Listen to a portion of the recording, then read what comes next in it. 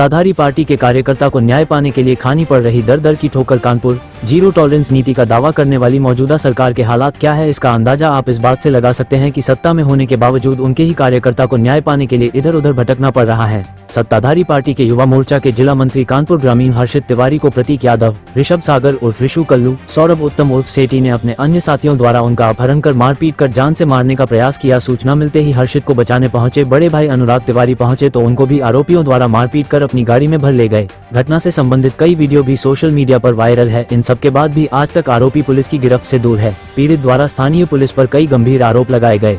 दर दर की ठोकरें खाने के बाद भी आरोपियों की गिरफ्तारी न होने से परेशान होकर आखिर सत्ताधारी पार्टी के मौजूद कार्यकर्ता हर्षित तिवारी ने मीडिया का सहारा लिया और आयरा प्रेस क्लब में प्रेस वार्ता कर अपनी बात बताई। कैमरामैन मोहम्मद साहिल के साथ रॉबिन गुप्ता की रिपोर्ट।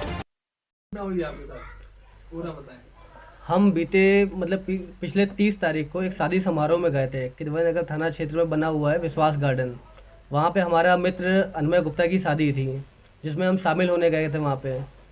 तो वहीं पे आया हुआ अपराधी प्रतीक यादव, जो कि वो था, उसके साथ में उसके अन्य दोस्त भी थे साथ में। प्रतीक यादव था, ऋषभ सागर और ऋषु कल्लू था, सौरभ उत्तम था, अनुराग दीक्षित था और उसके साथ में 6-7 लड़के और भी शामिल थे उस जगह पे। नकुल गुप्ता भी शामिल था उस जगह पे। तो प्रतीक यादव ने हमसे बोला कि एक हमारी फ़ोटो खींच दो दूल्हे के साथ में। तो हमने उसकी फ़ोटो खींच दी थी वहाँ पे। फिर हमने प्रतीक से बोला कि प्रतीक की हमने 2 से 4 फ़ोटो वहाँ पे खींची थी। फिर हमने बोला भैया एक हमारी फ़ोटो खींच दीजिए। तो इतने में प्रतीक हमको गाली गलौज करने लगा और हमसे बोलने लगा मेरा नाम प्रतीक यादव है और तुम हमसे कह रहे हो कि हम तुम्हारी फ़ोटो खींच दें। तो हमने उससे इस बात के लिए बोला भी कि गाली गलौज ना करिए, ठीक है, इसमें कोई बड़ी बात नहीं होगी कि आपने हमसे बोला, हमने मना नहीं किया और हम आपसे बोल रहे हैं और आप मना कर रहे हो इस चीज़ के लिए। इतने में ही वो मेरी गर्दन पकड़ के हमको खींचते हुए गेस्ट हाउस के बाहर लाने लगा। तो लाने के बाद पे एक बलेनो कार थी ब्लू कलर की, जिसमें ज़बरदस्ती हमको उसके कार के अंदर डाला, जो कि फुटेज में भी आया हुआ है। और डालने के बाद पे सीधे हमको वहाँ गेस्ट हाउस से उठा करके ये लोग लेके चले गए। और रास्ते में ये लोग यही बोल रहे थे एक काम करते हैं, सतबरी के जंगल लेके चलते हैं इसको, वहाँ पे आज इसका खेल ही ख़त्म कर देंगे। ये हमको प्रतीक यादव को नहीं पहचान रहा है। और उसके बाद रास्ते भर हमको मारते पीटते रहे।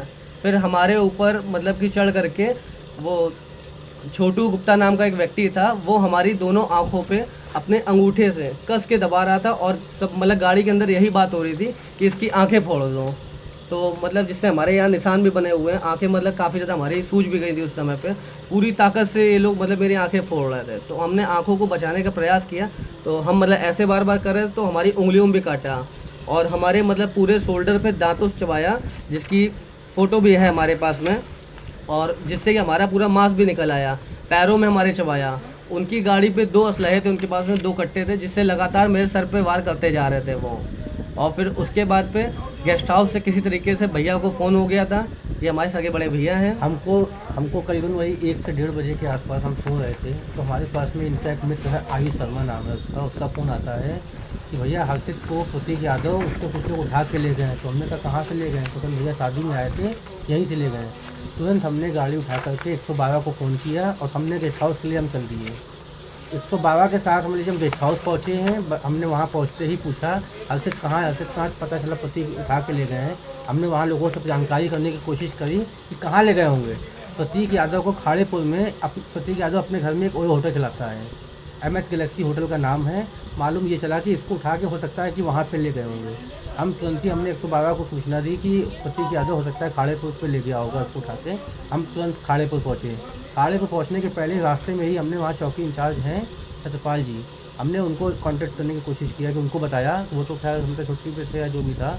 उनके हमराही जी ने फ़ोन उठाया, वो भी मौके पे आए खाड़ेपुर। 112 भी मौके पे खाड़ेपुर आई। हम लोग प्रतीक के घर गए, वहाँ पर देखा कि लाइट ऑफ थी, तो गाड़ी भी दिखाई नहीं दी। ये हुआ कि यहाँ नहीं है। हम बराबर उस बीच हम इनको फ़ोन कर रहे थे हर्षित को कि एक बार फ़ोन उठा ले, मगर इनका फ़ोन उठ नहीं पा रहा था। फ़ोन बराबर मिलाने से एक बार इनका फ़ोन उठाया कुछ सेकंड के लिए, बस हमको इतनी आवाज़ आई कि ये शांति मिशन के पास हमको लेके आए हुए हैं। तो हमने 112 को बोला कि तुरंत शांति मिशन चलिए हमारे साथ में, ये हमें लगता है वहाँ पे ये लोग मौके पे हैं। तुरंत हम लोग शांति मिशन पहुँचने के लिए निकल गए खाड़ेपुर से। हम आगे थे अपनी मोटरसाइकिल से, 112 वाले पीछे अपनी वही कार से थे। हम पहुँचे शांति मिशन हॉस्पिटल के पास में। तब तक हमारे साथ में इनका एक दोस्त था कौनेश, जो गेस्ट हाउस से मेरे साथ में आया है। आयुष भी मेरे साथ में आया था गेस्ट हाउस से, कौनेश भी साथ में आया था। तब तक कौनेश ने कहा देखिए वो सामने गाड़ी खड़ी है, 3-4 गाड़ी खड़ी थी वहाँ पे, 3 कारें तुमको दिखाई दे रही थी वहाँ पे, उसमें करीबन 10-12 लोग खड़े थे। ये हुआ कि सामने खड़े हैं।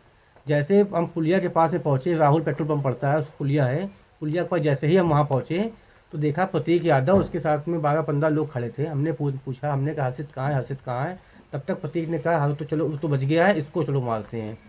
हमको इतना वहाँ बेरहमी से मारा, गिरा गिरा के मारा, हमको भी मारा, मेरे साथ जो कवनेश सिंह था उसको भी मारा। कवनेश के इतना मारा तो उसके कान से खून निकल आया। हमको इतना मारा, मारने के बाद में भी इनका मन नहीं भरा, तुरंत कहने लगे इसको उठा के ले चलो यहाँ से। तुरंत ज़बरदस्ती हमें गाड़ी में भर के हमको ले जाने लगे। ये हमको ले जा रहे थे, ये रास्ते में आपस में बात कर रहे थे, जबकि ले जा रहे थे पूरा कहते फुटेज में है, सारी चीज़ें हैं, उसके बावजूद जो है कोई कार्रवाई नहीं हुई है। पुलिस ने अब तक क्या कार्रवाई? पुलिस ने कोई भी कार्रवाई नहीं की। यहाँ तक कि 25 दिन आज इस बात को हो गए हैं, कोई भी अपराधी को, किसी को गिरफ्तार भी नहीं किया है। उसके बाद में हमसे संपर्क भी नहीं किया। हम बराबर कमिश्नर साहब के यहाँ 2 बार जा चुके हैं, जॉइंट कमिश्नर साहब के पास 2 बार जा चुके हैं, हम अभी डीसीपी साहब के पास भी जा चुके हैं। थाने के ना जाने कितने चक्कर हम लगा चुके हैं। क्या मांग करते हैं? नौबस्ता थाने से ये मामला मांग कर रहे हैं? मांग ये करते हैं जो भी उचित कार्रवाई हो, कार्रवाई की जाए, और जो भी घटना हुई हो, जो भी घटना के हिसाब से FIR बनती है वो उसको बनाई क्या जाए। पुरानी रंजिश थी आपकी? हमारी कोई जान पहचान नहीं थी, ना कोई हमारी किसी से कोई रंजिश नहीं है, कोई भी रंजिश नहीं है हमारी जो है। अब जो प्रतीक यादव है, इनके ऊपर करीबन 1 दर्जन मुकदमे पहले से ही दर्ज हैं, और अलग अलग FIR को लिखे हुए 25 दिन आज हो चुके हैं। 25 दिन होने के बावजूद किसी की कोई गिरफ्तारी नहीं हुई है। अपराधी सब लोग अपने घर पे हैं, ऐसा भी नहीं है कि अपराधी नहीं है, बाहर हो अपराधी, घर पे हैं, बराबर हम पे दबाव बना रहे हैं कि FIR वापस लेने का। क्या बोला?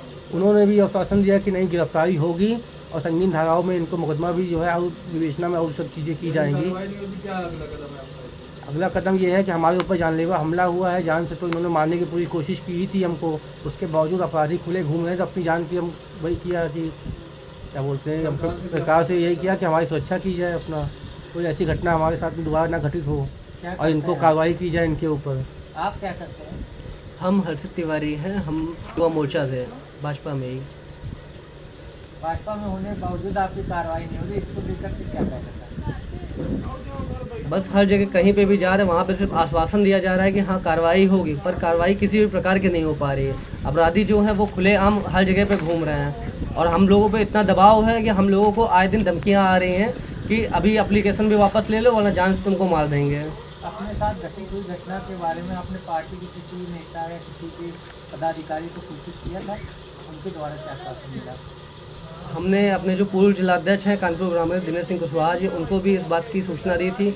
उन्होंने भी आश्वासन दिया था कि आपके मतलब जो FIR है वो पंजीकृत हो गई है, जल्दी गिरफ्तारी हो जाएगी उनकी।